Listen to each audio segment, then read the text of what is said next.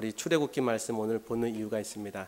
우리 오늘 본문이 이제 그 제목은 모든 것이 무너져도 다시 일어설 수 있습니다. 모든 것이 무너져도 다시 일어설 수 있습니다라는 제목을 하나님 말씀을 전할 텐데, 성경에서 가장 큰 한계 사항이 어떤 그런 상황일까?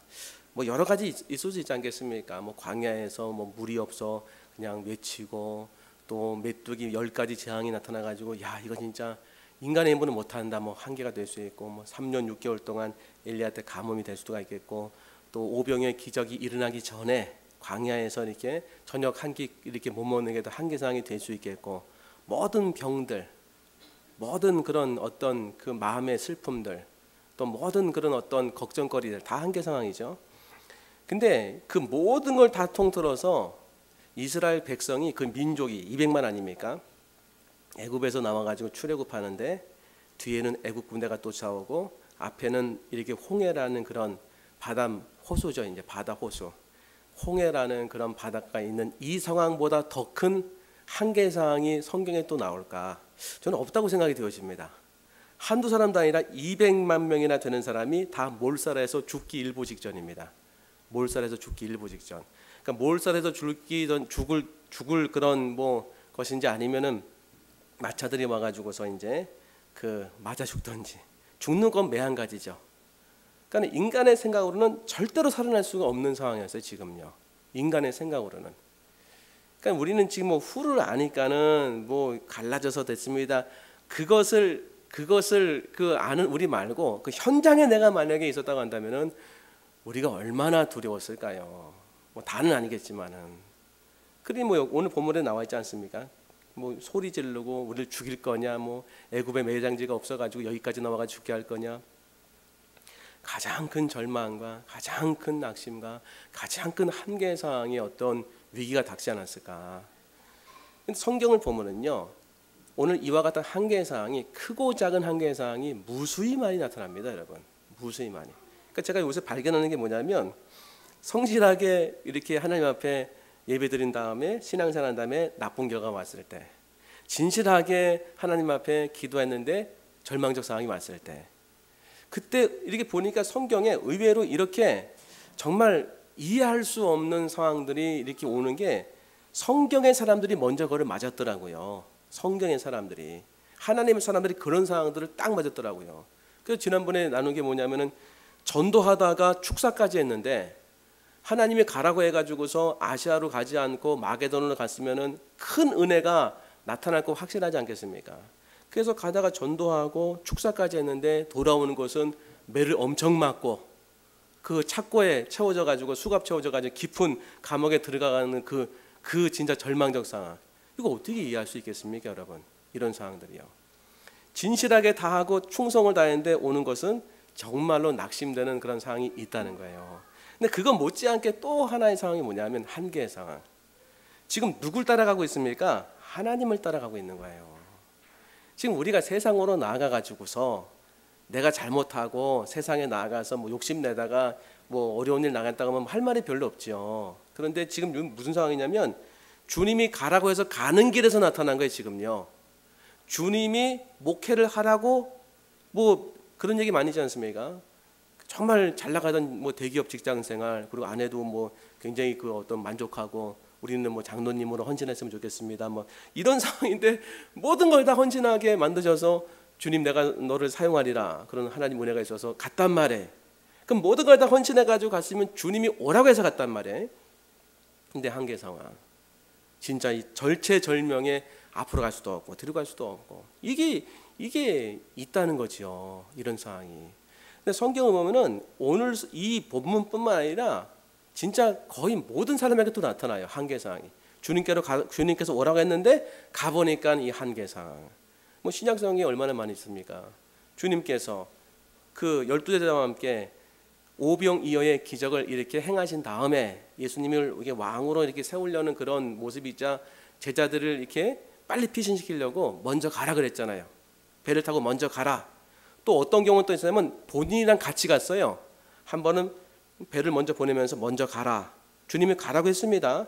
또 어떤 경우는 예수님이 함께 그 배에 탔어요. 주무셨지만 그러면 지금 주도권이 누구한테 있습니까? 예수님께 있는 거예요.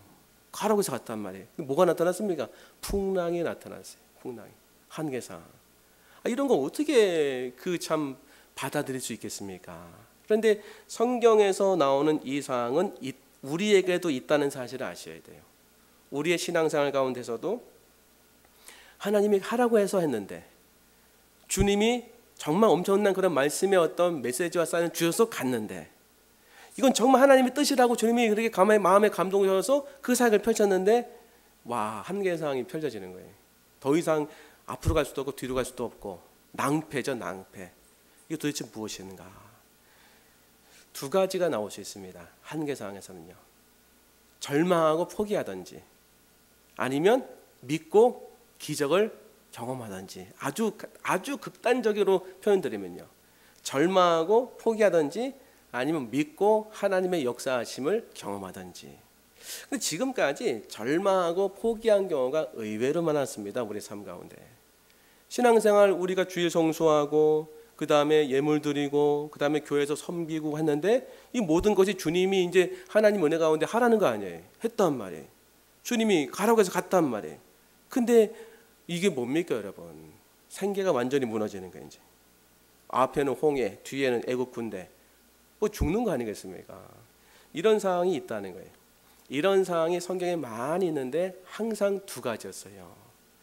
낙심하고 절망하고 포기하든지 아니면은 거기서 믿고 기적을 경험하든지 둘 중에 하나입니다, 여러분. 그래서 믿고 기적을 경험한 얘기들이 성경에 많이 기록되어 있죠. 상황은 훨씬 더 그런 뭐 낙심된 상황도 많이 이렇게 분명히 있을 텐데 성경의 기록은 낙심하고 포기하고 절망한 상황도 있어요. 대표적인 예가 가룟 유다죠. 대표적인 예가 아마 개인적으로는 그 한계 상황이 있지 않았을까 싶습니다. 뭐 자기 인생 포기하고 죽은 거 아니겠습니까? 대표적인 그 선두주자가 그 뒤로 쫙 나옵니다. 쫙 뭐 사울, 그 다음에 또 누가 있습니까? 그 하나님의 그 도를 버리고 간 그런 사도행전에 나타나는 그런 그 바울의 고통을 줬던 사람들. 그렇지만 반대편에서 그 한계 상황에서 하나님의 역사하심을 믿고 나아간 사람들, 그걸 우리는 뭐 성경에 얼마나 많이 그런 은혜의 일들이 많이 있습니까? 그래서 오늘 그 첫 번째 대표적인 상황에서 어떻게 하나님은 역사하시고 또 믿는 자는 그 한계 상황을 돌파해 나가는가, 오늘 우리가 이걸 좀 배울 필요가 있다고 생각이 되어집니다. 왜? 우리도 크고 작은 한계 상황이 있습니다. 저 사람에게는 한계가 아니지만 나에게는 한계가 될 수 있어요. 왜? 한계는 객관적이지 않고 주관적인 겁니다, 여러분. 내가 죽을 것 같이 힘들다 하면 맞는 거예요. 그거 뭐 그거 갖고 그러냐? 아니요. 본인이 경험하는 게 본인에게는 그와 같은 상황이 맞는 겁니다. 그래서 어떻게 할 것인가? 첫 번째, 한계의 상황에서는 이런 것에 초점을 두지 말라. 이런 것에 초점을 두지 말라. 그 프란시스 드살이라는 그런 분이 이런 얘기했습니다. 악한 마귀는 슬픔과 우울함을 좋아한다. 악한 마귀는 슬픔과 우울함을 좋아한다. 왜냐하면 자신이 슬프고 우울하기 때문이다. 자기 자신은 영원히 슬픈 것이기 때문에 사람들이 자기와 같이 되길 원한다. 그러니까 우리가 슬프고 우울할 때는 누구랑 친구가 되는 겁니까? 마귀들과 친구가 될 수 있다는 거예요. 또 그 뒤에는 그런 영향력이 있을 수 있다는 거죠. 주님의 뜻은 어디 있습니까? 항상 기뻐하라, 범사에 감사하라. 이게 주님의 뜻이란 말이에요. 그러면 하나님의 성령이 동행하는 사람은 환경을 자꾸 벗어나서 기쁨과 감사로 갈 수밖에 없다는 거죠. 그렇게 인도함을 받는 거예요. 영적인 흐름이요.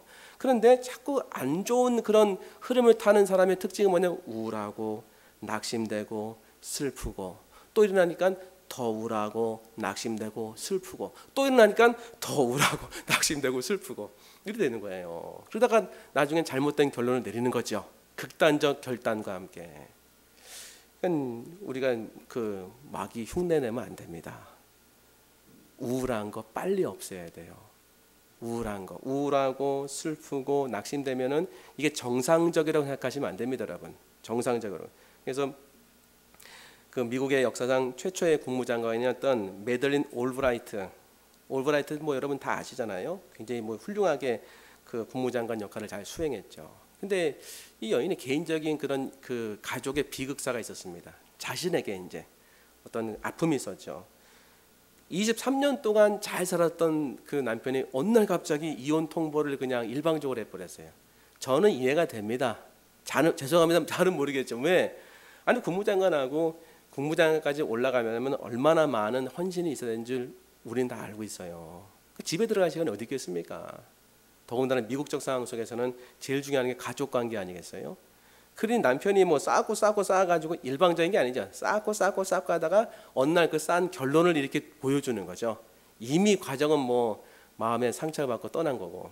근데 당하는 사람은 뭐 마찬가지로 마음이 아픈 거죠. 23년 동안 이렇게 잘 있어 줬는데 갑자기 이혼 통보를 하고서 끝나버린 거예요, 이제요. 얼마나 슬프겠습니까? 낙심되고. 그런데 그 직장이 뭐 어찌 보면은 사명이기 때문에 계속 그 나라에 대한 충성이나 그런 거를 이제 삭혔던 거예요. 삭혔는데 어느 날 선거 캠프에서 이제 젊은 사람들이랑 막 이렇게 선거에 대해서 논쟁도 하고 계획도 세우는데 자신의 캠프 안에 정말 부러운 그런 그 여성이 있었다는 거예요. 일도 잘하고 미모도 예쁘고 능력도 있고. 근데 제일 부러웠던 게 뭐냐면은 그 부부 사이가 너무 좋았다는 거예요. 가정에 애틋한 그 사랑이 흘러넘치고. 그러니까 시기하는 마음이 자꾸 생기더라는 거예요. 이 메들린 오브라이트가 마음속에 옛날 그 아픔도 막 떠오르고 잊혀질 만했던 그 아픔이 저 자매를 보니까 막 샘솟도 올라오는 거예요. 이제요. 시기도 부럽고 질투심이 막 나고. 근데 그렇게 막 느끼고 있는데 그 친구가 그러더라는 거예요. 메들린, 당신은 모든 것을 다 가졌잖아요. 결혼 생활도 했고 멋진 세 딸도 있고 대단한 직업도 있고 비결이 뭐예요? 자기를 질투하고 있는데 지금 당신은 지금 뭐 결혼도 해봤고 가진 것도 다 이렇게 이루었고 세 딸도 잘 자랐고 뭐 그 비결이 뭡니까? 인생의 그 성공의 비결, 행복의 비결. 그때 깨달았다는 거예요. 내가 지금까지 살면서 잃어버린 것에 초점을 두고 살았구나. 내가 슬픔을 극복하지 못했던 것은 나에게 떠나간 것에 너무 많은 집착과 너무 많은 생각을 이렇게 갖고서 거기에 초점을 두고 살았구나. 내가 지금 갖고 있는 것이 진짜 저 자매 얘기대로, 내가 부러워했던 저 사람 얘기대로 내가 갖고 있는 것이 이렇게 많구나. 나는 좋은 직장도 있고 세 자녀가 너무나 잘 컸고 그리고 나는 지금의 삶에 만족하고 뭐 참 비극이었지만 결혼 생활도 해봤고 나에게 남은 것이 이렇게 많다는 사실을 알고서 그 다음에 자기의 삶이 바뀌었다는 거예요. 마음이. 그럼 우리도 그렇지 않습니까? 잃어버린 것에 초점을 두면 내 마음은 낙심이 당연히 되는 거예요. 그럼 우리가 왜 낙심됩니까? 잘 살다가 비교되니까 낙심되는 거죠. 이제요. 비교할 때 제일 큰 게 뭡니까? 나에게 없는 게 보여지는 거예요. 동창 이렇게 뭐 만나가지고서 얘기하다가 뭐가 이렇게 상처가 됩니까? 나에게 없는 거. 그게 이제 마음의 아픔이 되는 거죠.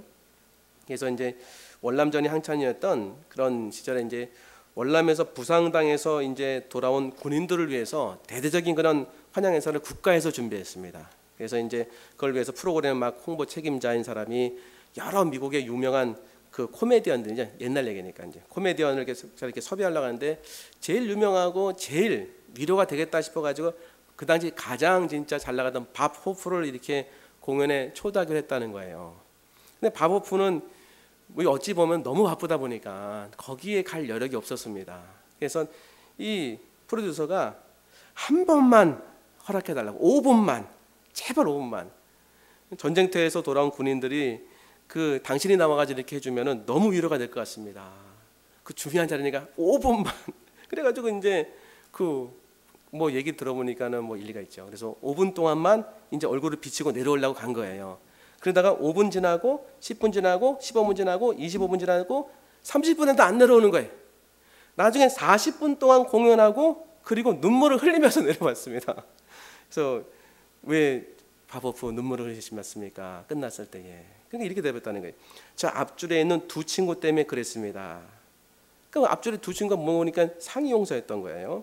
그들이 굉장히 열심히 박수를 치면서 기뻐했는데 그 모습을 보니까 한 사람은 오른팔을 잃어버렸고 한 사람은 왼팔을 잃어버린 상태였어요. 오른팔을 잃어버린 사람은 왼팔을 잃어버린 사람은 오른팔을 사용해서 두 사람이 함께 박수를 치고 있었던 겁니다. 그 광경을 보면서 바보프는 유명한 얘기를 남겼어요. 저 두 사람은 나에게 진정한 기쁨이 무엇인가 가르쳐 주었습니다. 한 팔을 잃어버린 두 사람이 힘을 합하여 함께 기뻐해주고 있는 모습을 보면서 나는 참된 기쁨을 배웠습니다. 이거 한 팔 잘라지는데 이거 정말 죽고 싶은 낙심이 있지 않겠습니까? 근데 두 사람이 한쪽은 왼쪽, 한 사람은 오른쪽, 남아있는 거를 이렇게 서로 간에 박수 쳤다는 거예요. 야, 이건 저도 봐도 눈물 날 것 같아요. 한 팔 잃어버렸는데 한 팔로 박수 치는 거예요. 기쁘면서. 진정한 기쁨은 잃어버린 것에 초점을 두는 것이 아니라 잃어버린 것에, 나에게 남아있는 것에 감사하기 시작할 때, 나에게 있는 것에 감사하기 시작할 때 진짜 내 인생에 경이적인 변화가 생깁니다. 여러분, 경이적인 변화가. 그래서 이 은혜를 우리가 여러분 경험해 봐야 돼요. 그러니까 우리가 처음에는요, 의지적인 결단이 참 중요합니다. 의지적인 결단은 이런 식으로 올 수 있어요. 내가 한 발을 내딛자. 그러면 주님의 능력이 역사합니다, 여러분. 어떻게든지 한 발을 내딛어야 돼요. 예를 들면 뭐 내가 3일 금식하겠습니다 하면은 해야 되는 거 한 끼라도 실패하든지 하더라도 그러면 역사합니다, 여러분. 그러면요. 저도 그 전에 이제 좋지 않은 그런 습관이 있어가지고서 이제 그걸 끊기 위해서 금식을 했어요. 근데 금식을 실패했습니다. 실패해가지고서 진짜 그걸 진짜 많이 하려고 이 금요일 날 하는 그런 그 기도회에 갔는데 그때에 목사님한테 안수기도 받고 나와버렸어요. 다 끊어져 버렸어요. 그때 깨달은 게 뭐냐면 실패한 금식도 주님이 기뻐하시는구나. 사랑하는 성도 여러분, 우리가 삶을 살 때에 내가 없는 것은요 절대로 주목하면 안 돼요. 잃어버린 것은 마귀가 자꾸 부추겨요. 지금 보세요. 우리 교회도 예를 들어 가지고서 아름답고 좋지요. 할렐루야. 아름답고 좋잖아요. 아, 아름답고 좋다. 야, 이 아름다운 이 예배당에서 예배를 드리고 하나님을 경배한다는 게 얼마나 기쁘고 행복한가. 저 빛나는 이 태양, 이 전구를 보라. 아이고, 저 빛나는 봐라. 그러면 감사한 거예요. 그런데 이게 마귀는 잠깐만 뭘 보게 하냐면, 아이고, 이게 침침해. 아이고, 답답해. 더 얘기하면 이상할 것 같아. 이렇게 가는 거예요. 이렇게. 그러다 보니까 그 다음서부터는 낙심이 오는 거예요. 절대 속으면 안 됩니다. 보세요. 시간은 흘러가요. 인생은 흘러갑니다. 근데 나만 잘못 살고 있는 거예요. 시간은 동일하게 하루를 가는데 어떤 사람은 기쁘고 감격스럽고 참 은혜 받고 생명이 넘치게 사는데 어떤 사람은 똑같은 상황이 옆에서 오면요, 객관적으로 환경이 완전히 똑같아요. 아니요, 이 사람이 더 나아 보여요. 근데 낙심하고 우울해하고 슬퍼하고. 왜 그럴까요? 없는 것만 봐서요. 없는 것만 보면은 삼성에 다니고 저쪽에 강남에 살고 자식들이 다 인류대학 나가고 다니고 부러울 게 하나도 없는 사람도요, 없는 게 보인대요. 없는 게 보인다는 거예요. 왜 나에게는 그 젊음이 없나? 자기가 인생 살아놓고서 왜 나에게는 미모가 없나? 없는 게 보인다는 거예요. 왜 나에게는 멋진 남편이 없나? 남편이 좀 지금 덜 멋진가요? 없는 게 보여가지고 낙심이 온다는 거예요. 그러니까 옛날에 말씀드렸잖아요. 제가 그 강남에서 사랑의 교회에서 이제 그 제자훈련 할 때는 거기서 반드시 하는 게 뭐냐면은 그 다락방이죠. 이제 그 다락방을 경험하게 해요. 그러면 그 다락방은 우리의 이제 정원 모임입니다. 그 집에 가서 하는 거예요. 그 집에 가서. 그래서 목사님들이 이제 가서 이제 거기에 참여하고 거기에 있는 이제 뜰장들이 인도를 하는 거예요. 구역장이. 그러면요, 목사님들을 모시는 차가요, 그 당시 10년이 훨씬 넘었는데 뭐 BMW, 벤츠, 좀 안 좋으면은 그 당시에는 뭐 그랜저. 제가 탄 차는요 소나타였어요. 소나타가 그랬던 것 같아요. 되게 미안해하는 거예요. 목사님은 내가 이렇게 좀 안 좋은 차로다가 이렇게 모셨다고. 야, 난 그때 티코도 없었는데. 근데 그 집에 가니까 어떤 일 보는지 아십니까? 집이 굉장히 커요. 부러운 게 하나도 없는 것 같아요. 제 눈으로 보기에는 물질적으로 이렇게 보면은요. 그런데 남편이 곧장 집으로 안 들어온대요. 곧장 집으로 안 들어온다는 거예요. 그럼 뭐 곧장 집으로 안 들어오면 어떻게 들어옵니까? 뭐 거꾸로 들어옵니까? 그러니까 이렇게 오다가 옆에 셋 다 들어온대. 이렇게 셋 다. 근데 모르세다 보니까 그 뭐 그 룸사롱, 강남이니까 그런 게 굉장히 세련되게 된다는 거예요. 그런 거 가는 거 아는데도 얘기를 잘 못한다는 거예요. 뭐 그런 문화가 있는지 모르겠습니다.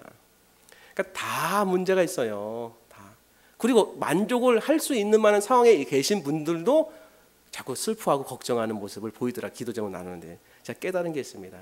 환경이 아니었구나. 내가 없는 걸 바라보니까 이게 슬프고 어려웠구나. 있는 걸 보기 시작하면은 정말 성령의 주시는 은혜가 생기고 감사가 생기는구나. 할렐루야. 있는 걸 보고 감사하기 시작하면요, 오늘 여러분의 삶 가운데 하나님 나라가 임합니다, 여러분. 할렐루야. 두 번째에 한계 상황에서 어떻게 할 것인가. 첫 번째는 있는 것을 바라보고 감사하는 거예요. 없는 것에 초점 두고 절망하면 절대 안 됩니다.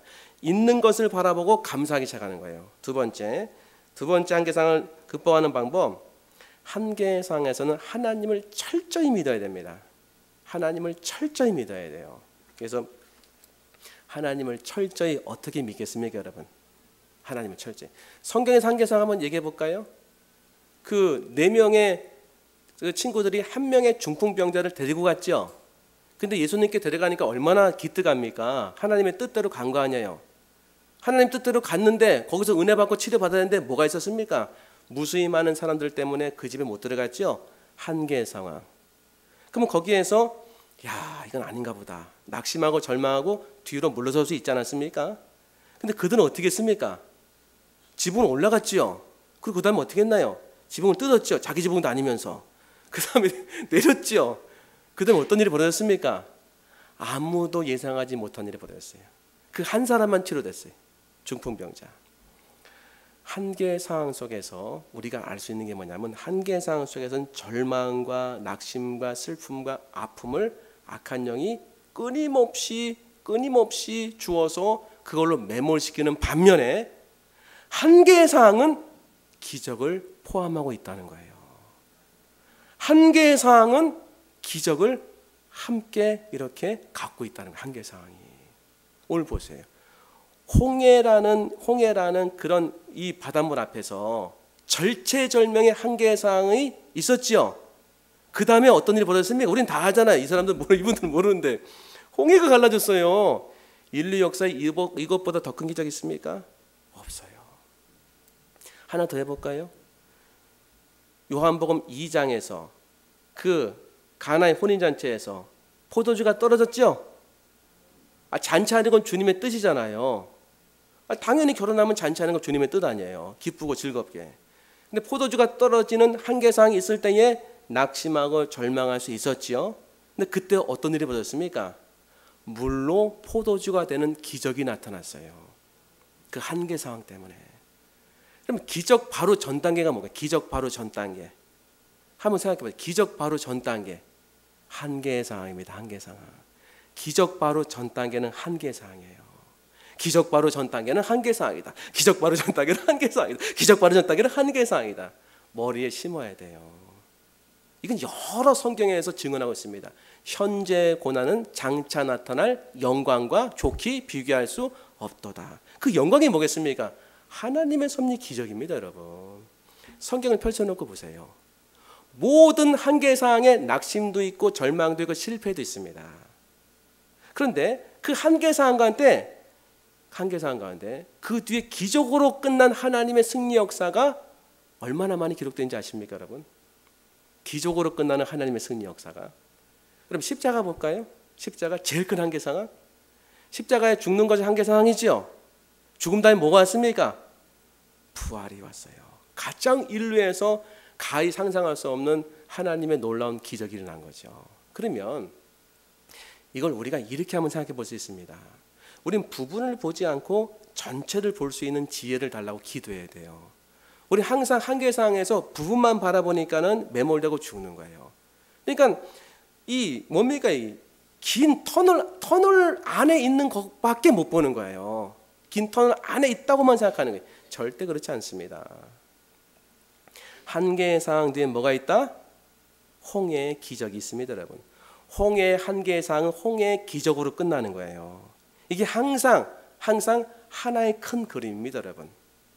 언제나 주님께서는 우리에게 역사하기 원하시고, 언제나 주님께서는 우리에게 은혜 베푸시기 원하시고, 언제나 주님께서는 우리에게 인도해 주기 원하시고 언제나 주님께서 우리에게 승리의 삶을 가기를 원하시는 것이 주님의 뜻입니다, 여러분. 그렇다고 한다면 모든 한계의 상은 끝이 아니에요. 모든 한계의 상은. 그 모든 한계의 상 뒤에 뭐가 있다? 하나님의 놀라운 영광, 기적, 역사하심, 이게 나타납니다, 여러분. 성경은 강력하게 주장합니다. 그걸요. 강력하게 말하고 있는 거예요. 성경은요. 예수님의 모든 사역은요, 승리로 끝났습니다, 여러분. 예수님의 모든 사역은. 성경에서 하나님이 이렇게 스토리를 이렇게 기록한 이유가 뭐라고 생각하십니까? 이렇게 기승전결을 통해 가지고 한계사항으로 끝내는 게 아니라 한계사항 뒤에 하나님의 역사하심을 보이는 기적이 얼마나 많아요, 성경에. 왜 기록하신 겁니까? 믿으라는 거예요. 그렇게 끝난다는 것을. 모든 것이 합력해서 손으로 간다는 걸 제발 믿으라는 거예요. 그래서 한계사항에서는 내 마음도 믿지 말아야 돼요. 내 느낌도 믿지 말아야 됩니다. 내 경험도 믿지 말아야 돼요. 하나님을 믿어야 돼. 어떤 하나님? 좋으신 하나님. 그러니까 신앙은요, 복잡하면 복잡할수록 약해져요. 어떨 때는 신앙은요, 단순하면 단순할수록 강력해지는 게 신앙이에요. 단순한 건 어리석은 게 아니라 바보가 아닙니다, 여러분. 단순한 건요, 영성의 뛰어남으로 가는 것이고 어린아이와 같은 순수함으로 가는 거예요. 그러니까 한계사항에서는 뭐만 기억하면 됩니까? 한계사항에서는 있는 것을 바라보고 감사하자. 한계사항에서는 하나님만을 철저히 믿자. 근데 그 철저히 믿는 하나님이 어떤 하나님이다? 좋으신 하나님이다. 따라서 한번 해보겠습니다. 좋으신 하나님. 좋으신 하나님. 맞습니다. 좋으신 하나님이에요. 뭐 하나님, 뭐 정의 하나님, 뭐 능력의 하나님 많이 있습니다. 통틀어서 하나만 생각하세요. 사랑의 하나님, 좋으신 하나님. 그 하나님이 우리를 인도한다는 사실을 아셔야 돼요. 그 하나님은 철저히 믿는 것입니다. 철저히. 제가 말씀드렸죠. 그냥 믿음과 절대 믿음의 차이. 그냥 믿음과 절대 믿음의 차이. 그냥 믿음 뭡니까, 여러분? 그냥 하나님 주시면 감사하고 있는 환경에서 이렇게 상황에 따라서 내가 하나님 바라고 믿는 거예요. 그리고 하나님께서 이렇게 은혜, 내가 기도하면 기도응답 받고 할렐루야 하면서 내가 주님께 기도하면 하나님 은혜 주시고, 그러니까 뭔가 순리대로 가는 거예요. 순리대로. 이거는 그냥 평범한 신앙이고 평범한보다 좀 나은 거죠. 절대 신앙은 그리 아니하실지라도, 기도응답이 내 때에 없을지라도, 내가 간절히 간구한데도 하나님의 역사하심이 없을지라도, 내가 하나님 앞에 헌신했는데 내 생각만큼 기대가 못 미칠지라도 나는 주님을 믿습니다. 비록 무화과 나무에 열매가 없을지라도, 외양간에 소가 없을지라도, 우리의 양이 없을지라도 그 여호와로 말미암아 나는 기뻐하고 찬양할 것입니다. 그 여호와 하나님께서 나를 사슴처럼 높은 곳으로 인도해 주실 것을 믿습니다. 절대 믿음으로 가는 거예요. 절대 믿음으로. 한계의 상황에서 우리가 붙잡아야 될 것은 절대 믿음이에요. 왜? 한계의 상황은 모든 환경을 다 엉클어뜨린 거예요. 모든 환경이 내 이성과 그리고 내가 경험했던 인간적인 지식을 뛰어넘는 겁니다. 극복할 수 없는 거예요. 내가 배웠던 모든 지성과 이성과 그런 모든 건 다 총동원해도 해석 불가능해요. 어떻게 홍해가 갈라집니까? 홍해, 이거 현대신학자들이 뭐 그러잖아요. 홍해가 아니라 갈대밭이었다. 이해가 안 되니까. 홍해입니다. 홍해 바다예요. 그 당시에. 그래서 모든 상황을 내가 눈으로 바라보면서 그 상황에 이렇게 함몰되지 않으려면은 절대적인 하나님에 대한 믿음을 세우고 깃발을 들어야 돼요. 내 눈앞에 어떤 것이 펼쳐진다 하더라도, 내 귀에 어떤 것이 들려진다 할지라도, 내가 어떤 것으로 손을 촉감을 만진다 할지라도 나는 하나님만을 믿을 것입니다. 좋으신 하나님은 나를 지켜주시고 목자로 인도해 주실 것입니다. 나를 푸른 풀밭으로 인도해 주실 것입니다. 나는 그것을 믿습니다. 의인은 뭐로 산다? 믿음으로 사는 거예요. 환경으로 사는 게 아닙니다. 그 절대 믿음의 깃발을 들어야 돼요. 한계 상황에서. 그래야 한계 상황을 돌파할 수 있습니다. 첫 번째 뭐라고요? 없는 것에 초점 맞추지 마라. 있는 것에 감사하라. 두 번째, 절대 믿음으로 가야 돼. 절대 믿음. 절대 믿음. 하나님만 절대 믿겠습니다. 어떤 사람 얘기도 저는 귀 기울이지 않겠습니다. 하나님만 절대 믿겠습니다. 마지막 세 번째는 한계 상황에서 늘 우리가 해야 될 거죠. 자, 보세요. 한 개의 사항이 있어요. 그 다음에 기적이 있습니다. 그 중간 단계가, 중간에 이 연결고리가 뭘까요? 이 한 개의 상황과 하나님의 기적의 이 다리 역할하는 게 뭘까요? 다리 역할. 이게 한 세트인데 기도입니다, 여러분. 기도예요. 예수님께서 오병이어의 기적을 행하실 때에 5천 명을 먹이실 때에 가져와라. 물고기 2마리, 보리떡 5개. 하늘을 우러러 축사하시고, 간단한 표현이지만 하나님께 기도한 거예요. 감사기도. 감사기도. 의인의 간구는 역사하는 힘이 많으니라. 할렐루야. 3년 6개월 동안 엘리야는 성정이 같은 사람이로되 그가 기도한즉 비가 오지 아니하고 다시 기도한즉 하늘에서 비가 내렸는지라. 이게 뭐예요, 여러분? 하나님이 기도를 들으신다는 거예요. 그러니까 기도에 대해서 복잡하게 그것도 생각하지 마세요. 복잡한 건 주님이 다 풀어주십니다. 기도하면 주님이 응답하신다. 따라서 하겠습니다. 기도하면 주님이 응답하신다. 기도하면 들으신다. 들으신 주님은 반드시 응답하신다. 맞습니다, 여러분. 그 믿음으로 가야 되는 거예요. 왜 흔들리십니까? 그러니까 마귀는요, 수도 없이 많은 합리적 설득으로다가 의심 가게 하는 거예요. 아유, 너의 기도는 그거는 욕심이야. 너의 그 기도는 내가 보니까는 그거는 기도 같지가 않다. 너의 기도는 사실은 하나님을 찬양하고 경배하는 게 먼저 되는데 너 기도는 맨날 간구만 하잖아. 그러니까 자꾸 이렇게 내가 알고 있는 지식을 역으로 이용해가지고 사단은 뭐 하냐면 기도 못하게 만드는 거예요. 그러면 어떻게 됩니까? 머리가 복잡해. 머리가 복잡해가지고서 한참 있다 뭐합니까? 잡생각으로 끝나는 거예요. 그냥. 왜 기도하려면 그렇게 또 떠오르는 게 많습니까? 급한 일이 막 떠오르는 거예요. 기도하려고 하면은 아 그렇지, 내가 책을 찾았지 지금 조금 전에. 책이 어디 있지? 눈 뜨고도 기도 끝난 거예요. 기도하려고만 하면은 아 맞다, 우리 아이가 지금 뭐 그 메일 보내려고 했지, 메일 하고 있어요. 기도하려고 하면 아 설교 제목 잡아야지. 한도 끝도 없어, 한도 끝도. 어떤 때 기도됐어요. 이렇게 기도되다가 가만히 떠보니까는 생각하고 끝났어요. 그냥 잡생각으로. 잡생각도 괜찮습니다. 무릎 꿇고 기도하면 주님이 들으세요. 기도의 자리에서 벗어나는 게 위험한 거예요. 기도의 자리. 그럼 어느 때까지 기도할 것인가? 어느 때까지 해야 주님 저의 기도를 들으실 것입니까? 응답하실 때까지. 할렐루야. 따라서 보겠습니다. 응답할 때까지. 응답하실 때까지. 엎드려라. 엎드려라. 왜 그렇습니까, 여러분? 마태복음 7장 7절에서 주님께서는 우리에게 분명히 말씀하셨죠. 구하라. 그리하면 찾으라. 그리하면 찾을 것이요. 구하라. 그리하면 얻을 것이요. 문을 두드리라. 그리하면 어떻게 된다고요? 열릴 것이니. 하나님께서는 구하라. 그러면 너에게 주실 것이요. 찾으라. 그러면 찾을 것이요. 문을 두드리라. 그러면 너에게 열릴 것이니. 그러면 찾았는데 발견이 안 됐어요. 구했는데 없어요. 문을 두들겼는데 안 열렸어요. 둘 중에 하나에 하나님이 거짓말했던지, 그지요? 아니면 내가 기도를 덜 했던지, 그지요? 덜 찾았던지, 덜 구했던지, 덜 두들겼던지. 둘 중에 하나일 것 같잖아요. 어느 게 설득력이 있습니까? 하나님 거짓말했다.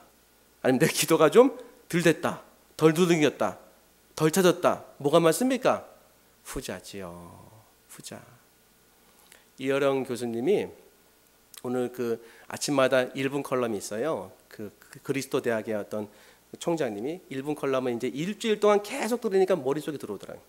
이어령 교수님이 책에서 이제 쓰신 것 같은데 지금 세대랑 옛날 세대를 비교했어요. 밥 세대와 라면 세대. 그러니까 옛날 세대는요, 밥을 이렇게 짓다 보니까 어떤 일이 벌어지냐면, 밥 져보셨죠? 안 져보셨구나. 밥을 짓다 보면은 뜸을 들이잖아요. 뜸 들이고, 그 다음에 뜸 들일 때 어떻게 하면, 뜸 들이니까는 뚜껑 열지 마 그러잖아요. 그래서 맨날 우리가 농담을 할 때 뜸 들이지 마, 이런 농담은 애들이 모릅니다, 여러분. 뜸 들이지 마, 뭘 뜸 들이라는 거지. 그러니까 뜸 들여야 돼요, 이렇게. 그리고 밥이 달 때까지 가만히 놔둬야 되잖아요. 그러면은 이 밥이 가만히 있을 때까지 그것만 있습니까? 반찬도 만들어야 되고, 기다린다는 거예요, 사람들이. 뜸 들여야 돼 하면서요. 그러면 다 이해한다는 거예요. 맞아, 뜸 들여야 돼. 바로 먹는 게 아니잖아요. 밥을 안 치고 씻고, 그 다음에 밥이 이렇게 끓은 다음에 뜸 들이고, 그 다음에 그거 뜰 때까지 기다려야 되지요.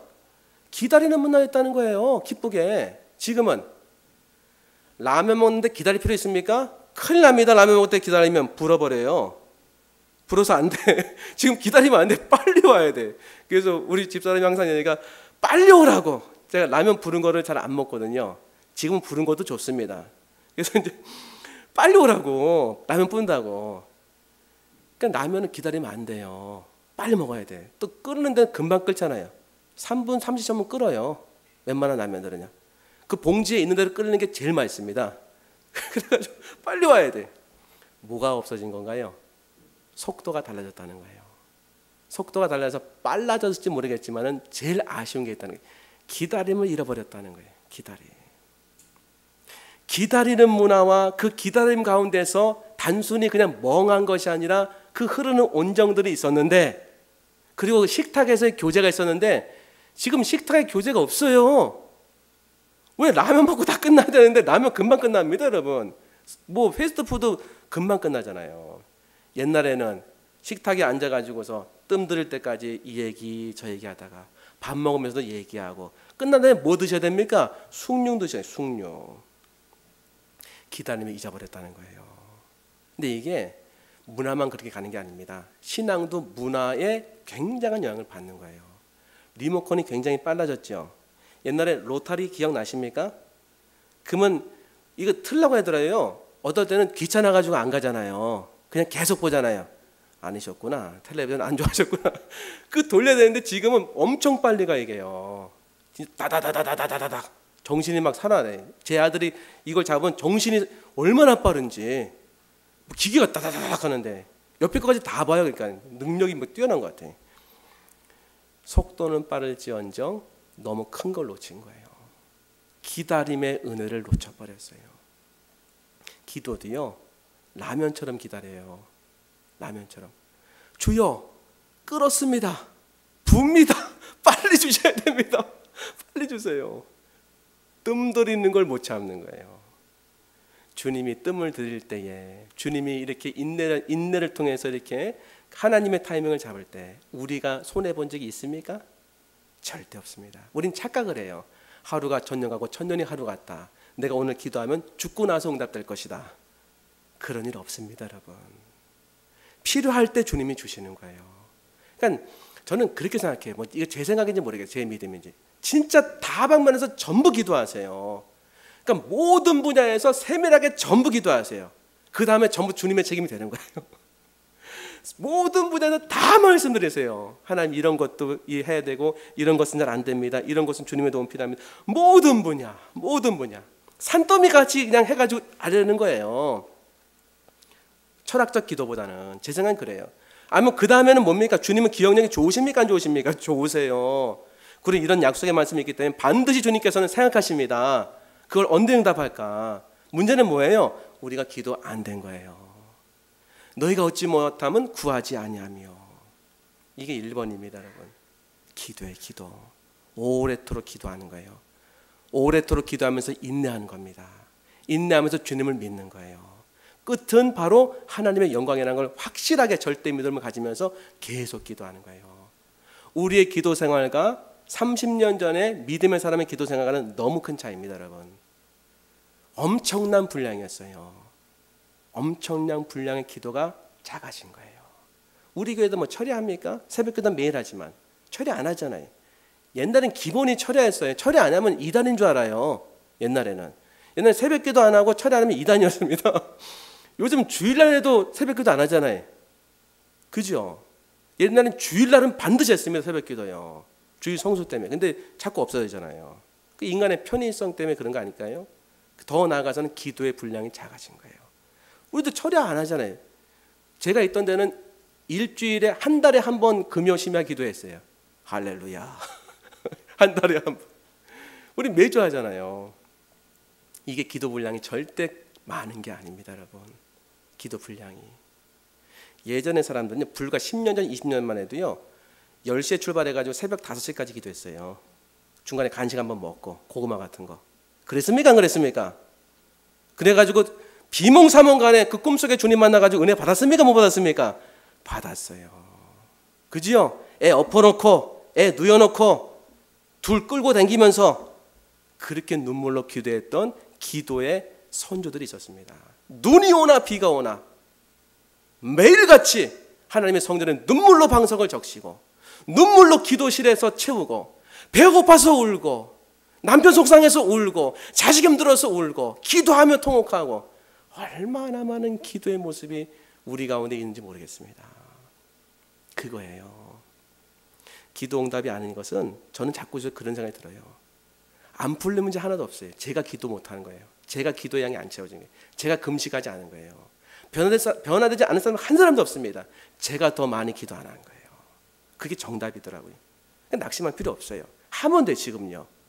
주님 뭐라고 하시는 게 아니라 지금 하면 되는 거예요. 지금부터 기도하면 돼. 지금부터 한 걸음 내딛으면 돼. 지금부터 뭐 매일 금식 못하면 한 끼라도 하면 돼. 한 끼라도. 아침은 까지고 굶을 수 있지 않습니까? 할렐루야. 아침은 안 먹어도 좋다면서요. 그것도 주님 받으세요. 세 가지. 한계상에서 절대 잃은 것에 초점 두지 말고 있는 것을 바라보고 감사할 것. 절대 믿음을 가져야 돼. 환경은 다 엉클어졌습니다. 그리고 주님 반드시 역사하는 절대 믿음, 기도의 분량을 채워야 돼요. 기도의 분량을. 매일같이 기도하고 응답될 때까지 기도해야 돼. 그래서 응답될 때까지 기도한 경험이 많아야 돼요. 그럼 그 경험이 기도의 큰 감격의 세계로 나를 이끕니다. 여러분, 오늘 이 은혜가 여러분과 함께 있길 소망합니다. 기도하겠습니다.